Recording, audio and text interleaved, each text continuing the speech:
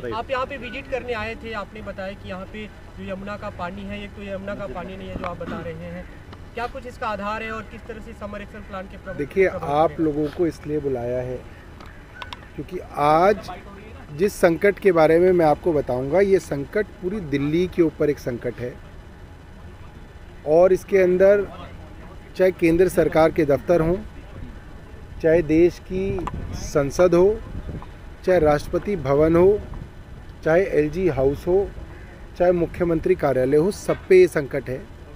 और ये संकट इतना विकट है कि जो हालात यमुना के पिछले साल मई में हुए थे, वो हालात इस साल फरवरी 23 से देखने को मिल रहे हैं। मतलब फरवरी के बाद मार्च, अप्रैल, मई, मतलब 3 महीने पहले वो स्थिति है यमुना की जो पहले कभी नहीं देखी गई। प्रधानमंत्री जी ने कल एक बड़ी मीटिंग रखी इसी चीज़ पे कि जो गर्मी आ रही है देश में, वो भी अभूतपूर्व तरीके की गर्मी आ रही है, संकट बड़ा है। मगर ये संकट जो मैं आपको बता रहा हूँ, ये गर्मी की वजह से नहीं है। ये संकट गर्मियों के आने के बाद इतना बढ़ जाएगा कि फिर इसको आप कंट्रोल नहीं कर पाएंगे। इसलिए आप सब लोगों की मदद मैंने मांगी है। इस वक्त जो ये पानी आप देख रहे हैं यमुना में, इसका लेवल होना चाहिए 674.5, यानी कि करीब करीब 3.5 फुट गहरी यमुना यहाँ होनी चाहिए। जो मैं लेवल बताता हूँ ये सी लेवल है, तो करीब 3.5 फुट की गहराई जो है यमुना की होनी चाहिए, जिसमें हम यहाँ से पानी उठा लें और हमारे वजीराबाद और चंद्रावल के प्लांट जो हैं इस पर चल पाएँ। इस वक्त जो यहाँ पे लेवल है वो है 671.7, यानी कि 1 फुट गहरी भी यमुना यहाँ पे नहीं बची है। 671 पॉइंट तक तो हमारी सिल्टी है और 671.7 जो है यमुना है। 1 फुट गहरी भी यमुना नहीं बची। और ये पानी भी जो आप देख पा रहे हैं, इसके रंग से भी आपको पता चल रहा होगा, और इसको हम रोज़ टेस्ट करते हैं, हर 2 घंटे में इस पानी को हम टेस्ट करते हैं।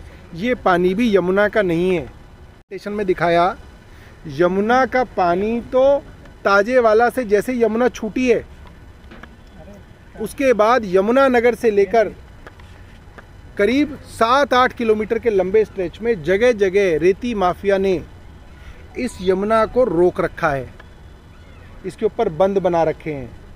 और ये जो पानी आप देख रहे हैं, आप सोचेंगे भाई यमुना को अगर रोक रखा है तो ये पानी कहाँ से आया? ये 2 नालों का पानी है, DD8 और DD2। ये 2 नाले हैं जिनका इंडस्ट्रियल वेस्ट जो है, रासायनिक पानी जो है वो यहाँ पे आ रहा है। इसलिए इसके अंदर अमोनिया इतना हाई है कि इसको साफ भी नहीं किया जा सकता। तो ये पानी दिख तो रहा है मगर इसको भी हम इस्तेमाल नहीं कर सकते। थोड़ा बहुत पानी इसका आप डाइल्यूट करके इस्तेमाल कर सकते हो, मगर उसके लिए भी तो पानी चाहिए। इंडस्ट्रियल वेस्ट पहले भी आता था, मैं ये नहीं कहूँगा कि हरियाणा पहली बार इंडस्ट्रियल वेस्ट भेज रहा है, मगर जब इंडस्ट्रियल वेस्ट आता था और यमुना का पानी पीछे ताजेवाला से आता था तो वो डाइल्यूट हो जाता था, हमारे लायक था कि हम उसको फिल्टर कर दिल्ली वालों को दे सकें। अब सिर्फ जो है नाले का पानी आ रहा है, यमुना वहाँ रोकी हुई है जैसा आपको दिखाया। और हाई कोर्ट के साफ ऑर्डर्स हैं हरियाणा सरकार को कि ये जो सैंड माफिया है, पहली बात तो ये वैसे ही लीगल है, ये गैरकानूनी है। इतने बड़े लेवल पे सैंड माफिया चल रहा है, क्या हरियाणा सरकार की आंखें बंद हैं? मैं आपको 5 एकड़ का मैंने आपको प्लॉट दिखाया जिसके अंदर भर के रेती भरी हुई है।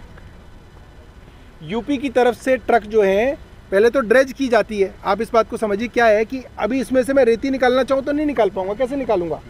तो अगर ये पानी रोका जाएगा तो और ये नदी खाली की जाएगी तो इसके बेड पे ड्रेजिंग की जाएगी और वो सारी मिट्टी निकाली जाएगी।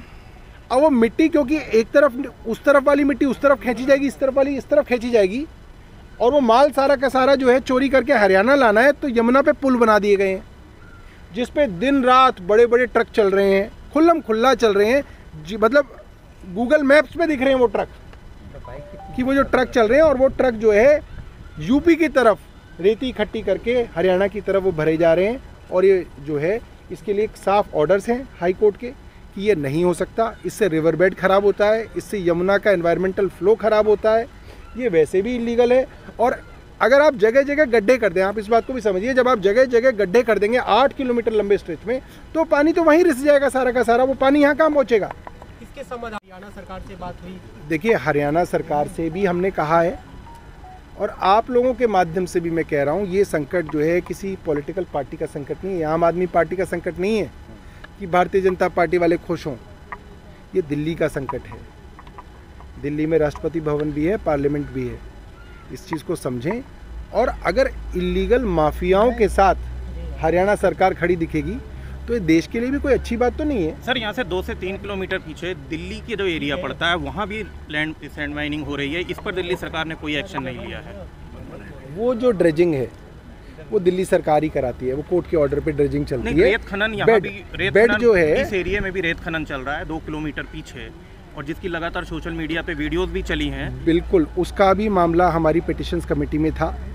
डिविजनल कमिश्नर साहब को बुलाया गया था, मगर अश्विनी कुमार जी से जब भी किसी इलीगल चीज़ के ऊपर बात करते हैं तो वो ये कहते हैं इसकी जांच तो हम करेंगे, मगर जांच क्या कर रहे हैं वो जो है विधानसभा में नहीं बताएंगे। और कल चीफ सेक्रेटरी साहब से इस बात के ऊपर चर्चा हुई है विधानसभा के अंदर, स्पीकर साहब मौजूद थे, कि भाई अगर दिल्ली के अंदर इस तरीके के इलीगल काम चल रहे हैं तो अफसर कैसे कह सकते हैं कि हम दिल्ली विधानसभा को नहीं बताएंगे, ये काम हमारा है, हम कर लेंगे। वहीं सर टैंकर माफिया भी हैं यमुना किनारे, वो दिल्ली सरकार को पानी दे करना रहे चाहिए, हैं। बिल्कुल उसके ऊपर काम करना चाहिए। और जो अफसर काम नहीं कर रहे उनको सस्पेंड करना चाहिए। हमारे पास तो पावर नहीं है, एलजी साहब उनको सस्पेंड करें। बुराड़ी विधायक के थ्रू एक लेटर अवेलना है तो क्या कोर्ट का विरोध करेंगे आप? हाँ, कोर्ट के आदेश की अवेलना बता रहे हैं आप? देखिए, कोर्ट तो है आखिरी विकल्प होता है जी, मगर अगर हमारे कहने से और हमारे बताने से कुछ फर्क पड़ता है तो हम कोशिश ये करेंगे कि वो पहले हो जाए। सर, अब ये बता दीजिए दिल्ली के किन इलाकों में असर पड़ेगा, इलाकों के नाम बता दीजिए। देखिए, मैं ये बहुत इंटरेस्टिंग क्वेश्चन है, क्योंकि हर आदमी ये सोचता है कि भाई चलिए यमुना के अंदर जो है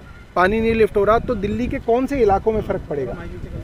तो इसका सही उत्तर ये है कि बेसिकली तो इस कमांड एरिया के अंदर ज़्यादातर हमारा पूरा का पूरा ल्यूटेंस दिल्ली आता है, ठीक है, पूरा सेंट्रल दिल्ली आता है, पूरा आपका ये जो पटेल नगर वाला इलाका है, करोल बाग वाला, राजेंद्र नगर वाला, ये पूरा इलाका आता है।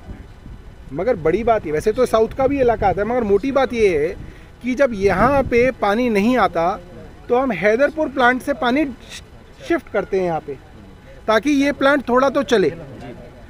तो जो हैदरपुर के कमांड वाला एरिया है वो सारा भी बैठ जाता है, थोड़ा पानी और इलाकों से